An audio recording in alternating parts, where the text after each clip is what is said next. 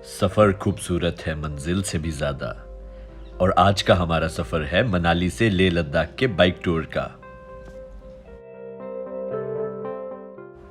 मनाली से लेह लद्दाख का road trip एक ऐसा ट्रिप है जिसे सच में कहते हैं मंजिल से ज़्यादा जर्नी को एंजॉय करने वाला ट्रिप, क्योंकि इस जर्नी में हमें बर्फ से ढके हुए पहाड़, नदियाँ, झरने, पेंगोंग जैसी ब्यूटीफुल लेक्स, हुंदर जैसे कोल्ड डेजर्ट्स और कुदरत के ना जाने कौन कौन से रूप देखने को मिलेंगे। तो इस व्लॉग में हम आपको अपनी लेह लद्दाख की जर्नी का एक डिटेल डिस्क्रिप्शन देंगे। और आप अगर लेह लद्दाख जाने का प्लान कर रहे हैं तो इस वीडियो में आपको सारी डिटेल्स मिल जाएंगी, जैसे कि आप किन महीनों में लेह लद्दाख जा सकते हैं, आपको कितने दिनों का ट्रिप प्लान करना है, आप कहाँ कहाँ रुक सकते हैं, और भी बहुत सारी इन्फॉर्मेशन आपको इस व्लॉग में देखने को मिलेगी। तो इस वीडियो को पूरा देखने से पहले इस चैनल को सब्सक्राइब जरूर करें। मनाली से लेह लद्दाख की जर्नी अराउंड 500 किलोमीटर्स की है और आप इसको गाड़ी या बाइक से पूरा कर सकते हैं।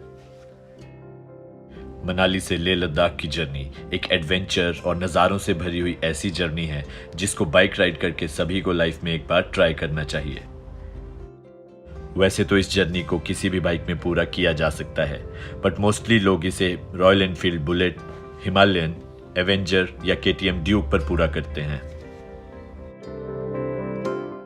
अगर आप भी मनाली से लेह बाइक रेंट करके जाना चाहते हैं तो इस वीडियो में दिए गए नंबर पर कांटेक्ट करके आप मनाली से बाइक रेंट पर ले सकते हैं।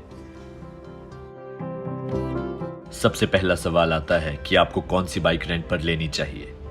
अगर आप अकेले राइड कर रहे हैं तो आप कम सीसी की बाइक को भी यूज कर सकते हैं, और अगर आपके साथ कोई पिलियन राइडर है तो आप कम से कम 500 सीसी की बाइक लेकर जाएं।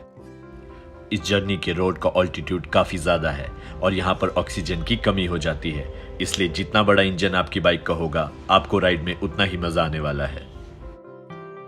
इस जर्नी को आप मोस्ट कंफर्टेबली रॉयल एनफील्ड की हिमालयन, रॉयल एनफील्ड की ही बुलेट या बजाज की एवेंजर बाइक पर पूरा कर सकते हैं। और बात करें बाइक रेंटिंग की कॉस्ट की, तो आपको एवेंजर के लिए 800 रुपीज़ पर डे, बुलेट के लिए 1000 रुपीज़ पर डे और हिमालयन के लिए अराउंड 1300 रुपीज़ पर डे पे करना पड़ सकता है। और जब भी आप बाइक रेंट पर लें, आप इंश्योर कर लें कि आप हेलमेट्स, लगेज कैरियर्स और बंजी रोप्स अपनी बाइक रेंट शॉप से पहले से ही लेकर चलें। अब बात आती है कि आप लेह लद्दाख किस सीजन में विजिट कर सकते हैं। तो आप लेह लद्दाख को जून से लेकर अक्टूबर 15 के बीच में कभी भी विजिट कर सकते हैं। अक्टूबर 15 के बाद यहाँ पर बर्फ पड़ने के चांसेस बहुत ज़्यादा बढ़ जाते हैं और ऑफिशियली ये रोड्स क्लोज हो जाते हैं। लेह लद्दाख पहुँचने के लिए आपके पास दो ऑप्शंस हैं, या तो आप श्रीनगर से लेह लद्दाख जा सकते हैं, या तो आप मनाली से अपनी जर्नी स्टार्ट करके लेह लद्दाख का सफ़र पूरा कर सकते हैं। और एक चीज़ जिसका आपको ध्यान रखना है वो है इन मस्ट कैरी चीज़ों की चेकलिस्ट बनाकर उन्हें अपने साथ ही लेकर आना, या फिर आप इन चीज़ों को मनाली से भी खरीद सकते हैं। इस चेकलिस्ट में आपको वार्म जैकेट और fleece jacket, wind cheater, raincoat और पावर बैंक डालना है।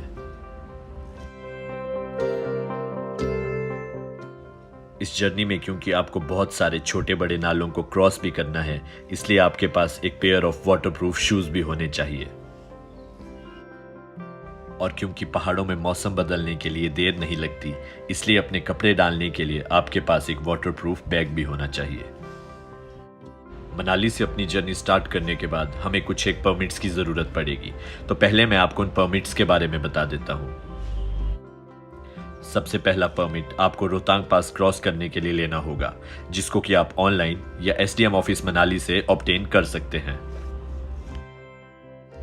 रोहतांग पास क्रॉस करके हम पहुंचते हैं सिस्सू, और सिस्सू पहुंचने का दूसरा ऑप्शन है अटल रोहतांग टनल के थ्रू आना। रोहतांग टनल 10,000 फीट के एलिवेशन के ऊपर बनी हुई वर्ल्ड की लॉन्गेस्ट टनल है। रोहतांग पास के परमिट के अलावा आपको लेह घूमने के लिए भी एक परमिट लेना पड़ता है, जो कि आप ऑनलाइन भी ऑब्टेन कर सकते हैं या डीसी ऑफिस लेह से भी ले सकते हैं। इस परमिट की कॉस्ट अराउंड 750 रुपीज़ पर पर्सन रहेगी, और पेंगोंग लेक से लेकर नुब्रा वैली घूमने की परमिशन आप इस परमिट के थ्रू ले सकते हैं। मनाली में बाइक रेंट करके आप पहले दिन मनाली में ही रुक सकते हैं और माउंटेन बाइक राइडिंग से एक्लेमेटाइज हो सकते हैं। अब डिस्कस करते हैं कि आपको अपना डे वाइज ट्रिप कैसे प्लान करना चाहिए और हर दिन आपको कितने किलोमीटर्स ड्राइव करना चाहिए। मनाली से अपनी जर्नी स्टार्ट करने के बाद आप फर्स्ट डे जिस्पा तक जा सकते हैं और जिस्पा में एक नाइट स्पेंड करके अपनी जर्नी आगे कंटिन्यू कर सकते हैं। जिस्पा में आपको कैंपिंग, कॉटेज और होटल स्टे के ऑप्शंस मिल जाएंगे।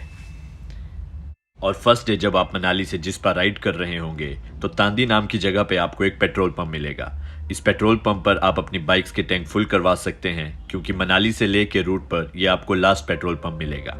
और सजेस्टेबल ये है कि आप 10 लीटर्स के जेरी कैन में स्पेयर पेट्रोल कैरी करके चलें। अगर आप इस जर्नी पर जाते हैं तो आप अपनी बाइक का पंचर किट भी साथ में डाल सकते हैं। और अगर आपको कोई भी दिक्कत आती है तो हिमाचल और लद्दाख के लोग इतने अच्छे हैं कि वो आपकी हेल्प करने से पहले 2 बार बिल्कुल नहीं सोचते। जून से अक्टूबर के मंथ में मनाली से लेह लद्दाख के लिए बहुत ज़्यादा एक्सपीडिशंस भी जाती हैं। और इसका एक फ़ायदा आपके लिए ये भी हो सकता है कि अगर आपकी बाइक में कोई भी दिक्कत आ जाए तो इन एक्सपीडिशंस में एक्सपर्ट मैकेनिक्स भी होते हैं जो आपकी हेल्प कर सकते हैं। लद्दाख वर्ड का लिटररी मीनिंग है the land of high passes, और ये सच में है भी, क्योंकि यहाँ पर बारालाचा पास, तंगलंगला पास, खरदुंगला पास और ना जाने कौन कौन से इतने ऊंचे ऊंचे पास हैं। और आप भी जब इन पासिस को क्रॉस करें तो एडवाइजेबल ये है कि आधे घंटे से ज़्यादा यहाँ पर ना रुकें, क्योंकि इन पासिस की इतनी हाई एलिवेशन होने के कारण यहाँ पर ऑक्सीजन की कमी हो सकती है और आपको हाई ऑल्टीट्यूड सिकनेस का खतरा भी हो सकता है। इसलिए यहाँ पर ज़्यादा देर ना रुकें और अपनी जर्नी को आगे कंटिन्यू रखें। थर्ड डे जिस्पा से अपनी जर्नी स्टार्ट करने के बाद आप सरचू या पांग, इन दोनों में से किसी भी लोकेशन पर रुक सकते हैं। सरचू पहुंचने तक हम हिमाचल प्रदेश में राइड कर रहे होते हैं और सरचू क्रॉस करते ही हम यूनियन टेरिटरी ऑफ लद्दाख में एंटर कर जाते हैं। जिस्पा तक आपके पास जियो और एयरटेल 4G की दोनों पोस्टपेड और प्रीपेड सिम्स का बहुत अच्छा नेटवर्क कनेक्शन देखने को मिलेगा। बट जिस्पा क्रॉस करने के बाद आपको थोड़े बहुत नेटवर्क इश्यूज फेस करने को मिल सकते हैं। और लद्दाख के रीजन में एंटर करने के बाद आपके पास 2 ही ऑप्शंस रह जाते हैं, या तो आपके पास BSNL की पोस्टपेड सिम होनी चाहिए या आपके पास एयरटेल की पोस्टपेड सिम होनी चाहिए। जहां पर भी आप रुकें वहां पर इंश्योर कर लें कि आप अपने वीडियोग्राफी और फोटोग्राफी गियर्स को पूरी तरह से चार्ज कर लें, क्योंकि रास्ते में इतने अच्छे अच्छे नज़ारे आएंगे कि आप उन मोमेंट्स को कैप्चर ज़रूर करना चाहेंगे। अगर आपके पास भी ड्रोन है और आप ड्रोन से वीडियो शूटिंग करते हैं तो यहाँ पर इंश्योर कर लें कि आपके पास प्रॉपर परमिशंस हो, क्योंकि ये एक बॉर्डर रीजन है और सिक्योरिटी पॉइंट ऑफ व्यू से यहाँ पर ड्रोन्स उड़ाने के लिए हमें प्रायर परमिशन चाहिए होती है। इस रास्ते में क्योंकि ज़्यादा ATM मशीन्स नहीं हैं और सभी लोग डिजिटल पेमेंट्स एक्सेप्ट नहीं करते, इसीलिए एडवाइजेबल ये है कि अपनी जर्नी के खर्चे के लिए कैश साथ में कैरी करके ज़रूर चलें। और अब बात करें इस ट्रिप के बजट की, तो एक हफ्ते से 10 दिन के राउंड ट्रिप का बजट आपको 25 से 30 हज़ार रुपये पर पर्सन पड़ेगा, जिसमें कि आप नुब्रा, पेंगोंग और लेह लद्दाख की बहुत सारी साइट सीइंग प्लेसेस को कवर कर सकते हैं। इस 25 से 30 हज़ार रुपए के बजट में आपका बाइक रेंट का टैरिफ भी इंक्लूडेड है, जो कि रहता है अराउंड 8,000 से 12,000 रुपए के बीच में। और अगर आप अपनी बाइक लेकर आ रहे हैं तो आप इस खर्चे को निगलेक्ट कर सकते हैं। और दूसरा खर्चा होता है पेट्रोल का, जो कि आप स्पेयर पेट्रोल कैरी करके भी 5,000 रुपए के अंडर कवर कर सकते हैं। और तीसरा खर्चा है हमारी जर्नी के दौरान स्टेज का। स्टेज का बजट एक ऐसा बजट है जो कि हर कोई अपने बजट के हिसाब से प्लान कर सकता है और ये टोटली फ्लेक्सिबल है। बट 7 से 8,000 रुपीज़ आपको स्पेयर रख के चलने हैं नीट एंड क्लीन और अच्छे रूम्स के लिए। और चौथा खर्चा हमारा रहेगा फूड का, जिसके लिए हमें अराउंड 3 to 4,000 रुपीज़ स्पेयर रखने पड़ेंगे। और हमारा लास्ट खर्चा रहेगा परमिट्स और मिसलेनियस एक्सपेंसेस का, जिसके लिए हमें 2,000 रुपीज़ स्पेयर रख के चलने हैं। ये खर्चा आपका तब आएगा अगर आप अकेले राइड कर रहे हैं, और अगर आपके साथ एक पिलियन राइडर भी है तो आप बाइक, पेट्रोल और स्टे के खर्चे को स्प्लिट भी कर सकते हैं। और थर्ड डे सरचू से अपनी जर्नी स्टार्ट करने के बाद हम इवनिंग तक पहुंच जाएंगे लेह सिटी। और लेह पहुंचने के बाद सबसे पहला काम जो हमें करना है वो है परमिट्स ऑब्टेन करने का। हमें नुब्रा वैली और पेंगोंग लेक घूमने के लिए परमिट्स लेने पड़ते हैं, जो कि हम साइबर कैफे या किसी टूर एजेंट के पास जाकर अप्लाई कर सकते हैं। और अगर बात करें लेह लद्दाख और उसके आसपास की जगहों के घूमने की, तो फर्स्ट डे आप लेह सिटी में रहकर ही खुद को एक्लेमेटाइज कर सकते हैं। ले सिटी घूमने के साथ साथ आप ले सिटी के आसपास जो फेमस मोनेस्ट्रीज हैं उनको भी सेम डे में विजिट कर सकते हैं और साथ ही में आप मैग्नेटिक हिल भी कवर कर सकते हैं। अपनी लेह लद्दाख की एक्सप्लोरेशन के सेकंड दिन आप पहुंचेंगे खरदुंगला पास। खरदुंगला पास वर्ल्ड का मोस्ट हाईएस्ट मोटरेबल पास है। खरदुंगला पास क्रॉस करके आप पहुंचेंगे हुंदर या नुब्रा वैली, जहां पे आपको डबल हम्प कैमल भी देखने को मिलेंगे।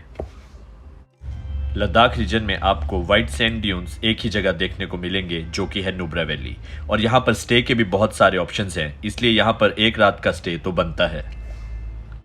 एक रात हुंदर में रुकने के बाद और डबल हम्प कैमल की राइड लेने के बाद आप नेक्स्ट डेस्टिनेशन के लिए निकल सकते हैं, जो कि होगी पेंगोंग लेक। पेंगोंग लेक को हम सब ने 3 इडियट्स मूवी में तो देखा ही है, और पेंगोंग के डीप ब्लू वाटर्स के सामने हम बहुत सारी इंस्टाग्राम वर्दी पिक्चर्स क्लिक कर सकते हैं, और ये जगह इतनी खूबसूरत है कि यहाँ पर एक रात स्पेंड करना तो बनता ही है। खूबसूरत पेंगोंग लेक को देखने के बाद नेक्स्ट डे हम ले सिटी वापस आ सकते हैं, जिसके लिए हमारे पास 2 ऑप्शंस हैं। एक तो है खरदुंगला पास होते हुए आना और दूसरा है चांगला होते हुए आना। चांगला पास का रोड एक थोड़ा लेस ट्रेवल्ड रोड है और इसे वर्ल्ड के मोस्ट डेंजरस पासेस में भी गिना जाता है। तो इसके साथ हमारी लद्दाख की साइट सीइंग भी कंप्लीट हो जाती है और अब हम वापसी का सफर शुरू कर सकते हैं। लेह से या तो हम सेम रूट फॉलो करके मनाली आ सकते हैं या फिर कारगिल द्रास होते हुए श्रीनगर से भी एग्जिट ले सकते हैं। अपने लद्दाख ट्रिप की प्लानिंग से रिलेटेड अगर कोई भी क्वेरी अभी भी आपके माइंड में रह गई है तो आप इस वीडियो में कमेंट करके भी क्वेश्चन पूछ सकते हैं या फिर इस वीडियो के डिस्क्रिप्शन बॉक्स में दिए गए नंबर पर भी कांटेक्ट कर सकते हैं।